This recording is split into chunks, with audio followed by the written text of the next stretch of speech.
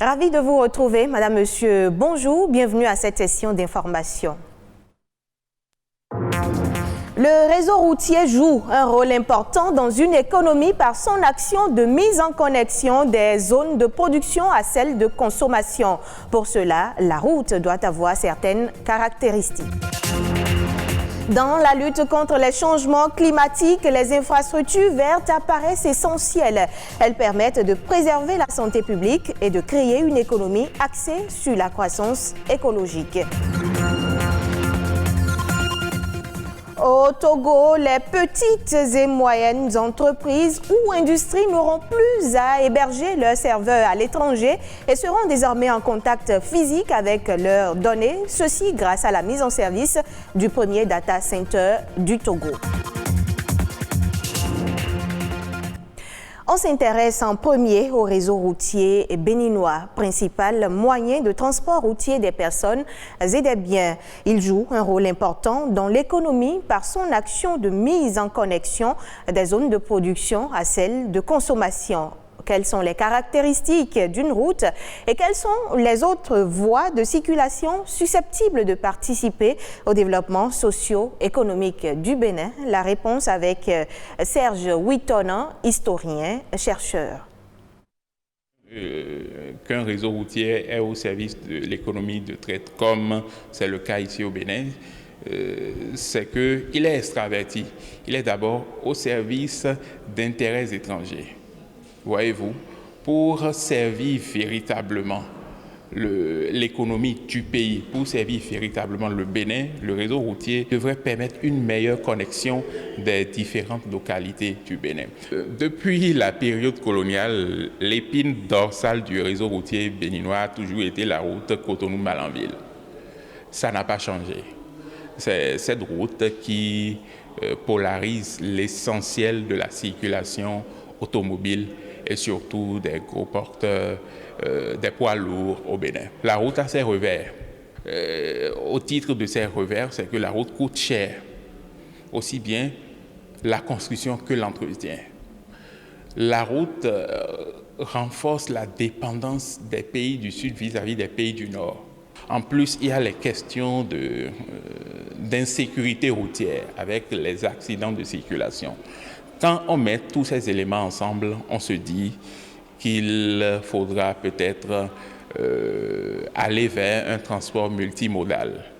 Surtout que le Bénin a les atouts pour cela. Nous avons beaucoup d'étendues d'eau, de fleuves, de lacs et de lagunes qui jalonnent le territoire national, donc qui peuvent permettre le développement d'une navigation fluvio-lagunaire, donc le transport fluvio-lagunaire, qui est beaucoup plus écologique, qui est moins coûteux que la route. À part le transport fluvio-lagunaire, il faut penser au transport ferroviaire qu'il faudra ressusciter au Bénin et développer davantage. Parce que le transport ferroviaire est surtout indiqué pour le transport, pour l'acheminement des marchandises pondéreuses, qui accélère la dégradation de la route lorsqu'elles sont transportées par des camions par voie terrestre. En Afrique, le chemin de fer Éthiopie-Djibouti a rapporté 29 millions de dollars USD, soit plus de 16 milliards de francs CFA au cours des 9 premiers mois de l'exercice budgétaire éthiopien 2020-2021 qui a débuté le 8 juillet. L'infrastructure s'est montrée assez résiliente au milieu de la crise sanitaire.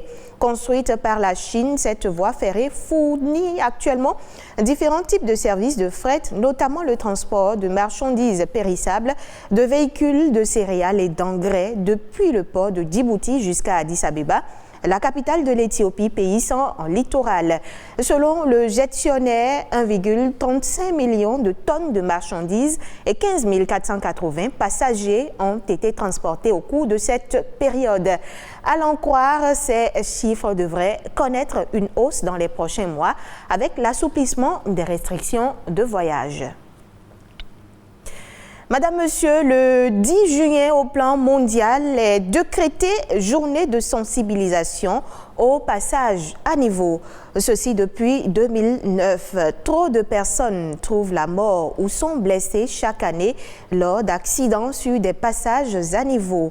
L'observation objective des faits montre qu'il ne s'agit que très rarement d'un problème ferroviaire, mais bien plus souvent d'un problème de comportement des autres usagers, piétons, motards, automobilistes et autres. Par conséquent, le respect des règles de signalisation et du code de la route et la simple prudence permettraient de réduire de façon considérable le nombre d'accidents.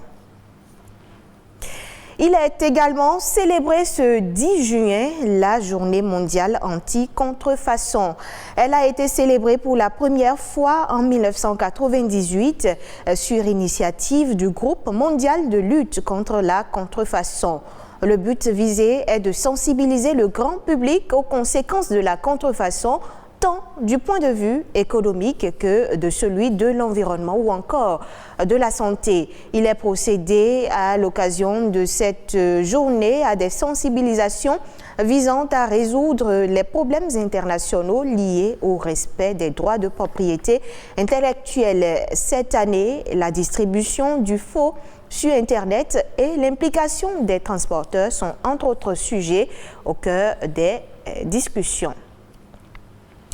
Et ce journal se poursuit. Investir dans les infrastructures vertes est un moyen efficace pour réduire les émissions mondiales de gaz à effet de serre. Les infrastructures vertes sont un ensemble d'écosystèmes naturels qui peut aider les collectivités à réduire leur empreinte carbone. Suivez ce reportage pour plus de précisions. La Terre connaît aujourd'hui 16 des 17 années les plus chaudes jamais enregistrées depuis 2001. Selon la NASA, la lutte contre les changements climatiques est une priorité mondiale et l'installation des infrastructures vertes apparaît comme une solution. Une infrastructure verte est un espace d'agrément couvert de végétation. Ça peut être des arbres ou des plantes herbacées dans un objectif de récréation ou dans un but ornemental. Il fait plus chaud aujourd'hui qu'avant, ainsi de suite. Si nous voulons changer cette donne-là, l'une des meilleures manières, c'est de planter des arbres. Parce que non seulement ça va embellir les milieux dans lesquels ces arbres sont plantés, mais aussi ça va favoriser la production d'oxygène, ça va donner de l'ombrage et par tous ces moyens-là, ça peut aider à baisser la température, on a dit dans une fourchette de 1 à 5 degrés. Donc, si on veut lutter vraiment contre le réchauffement climatique, planter des arbres est une bonne solution. À en croire certaines études, l'infrastructure verte peut offrir plusieurs avantages sur le même territoire. Malheureusement, il en existe peu au Bénin. Selon l'OMS, normalement, on doit avoir 10 mètres carrés des espaces verts polygonaux, oui, par habitant, mais les recherches de thèse que j'ai faites ont montré que pour les 5 villes parcourues, Ouidah, Porto-Novo, Cotonou, Calavi et Sémékodi, c'est Ouidah qui est la ville la plus riche. Et là, les populations ne disposent que de 0,27 mètres carrés par personne. Donc, si on compare ça à la norme, c'est que le Bénin est très en arrière. En effet, plusieurs raisons expliquent ce manque d'intérêt pour les infrastructures vertes. C'est des infrastructures qui nécessitent des investissements en termes de coûts pour les mettre en place et également pour les entretenir. Il y a également cet aspect de manque d'éducation à la protection de l'environnement, c'est-à-dire éducation à l'éco-citoyenneté qui fait qu'on ne perçoit pas l'importance déjà de ces espaces-là et ensuite on ne sait pas comment les entretenir.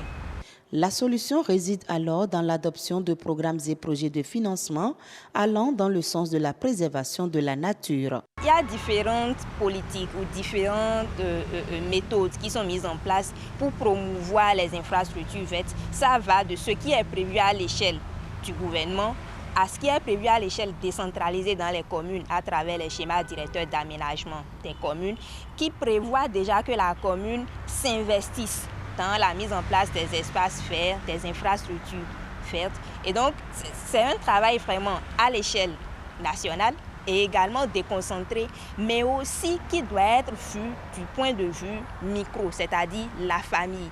Donc il faut qu'ils sachent que les infrastructures vertes sont autant importantes que les infrastructures grises et que les populations en ont vraiment besoin pour leur épanouissement et leur bien-être. Investir dans les infrastructures vertes revient à atténuer les émissions de gaz à effet de serre et inciter les populations à trouver ensemble des stratégies communes de lutte contre les changements climatiques. Madame, Monsieur, au plan national, divers sujets ont fait l'actualité ces dernières 72 heures. Voici le condensé en son et en images présenté par Nadège Omonladé-Sané.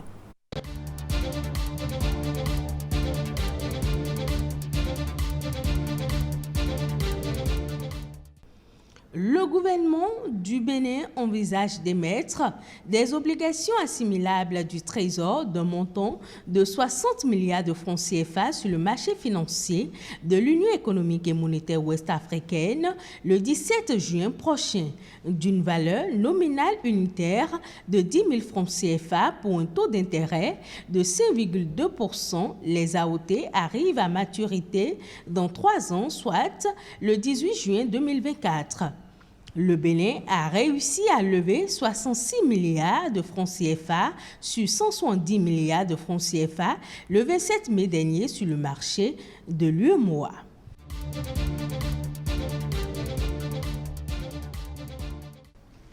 Le niveau général des prix a augmenté au mois d'avril 2021 au Bénin. La cherté des denrées de première nécessité notée ces derniers temps s'est traduite par l'indice harmonisé des prix à la consommation au sein de l'UEMOA. Le niveau général des prix a progressé au Bénin de 1,1% en avril 2021 par rapport au mois de mars. Cette hausse est essentiellement imputable au renchérissement des prix des produits alimentaires et boissons non alcoolisées, articles de la maroquinerie, le logement, l'eau, l'électricité, le gaz et autres combustibles, et le transport a relayé le quotidien La Nation.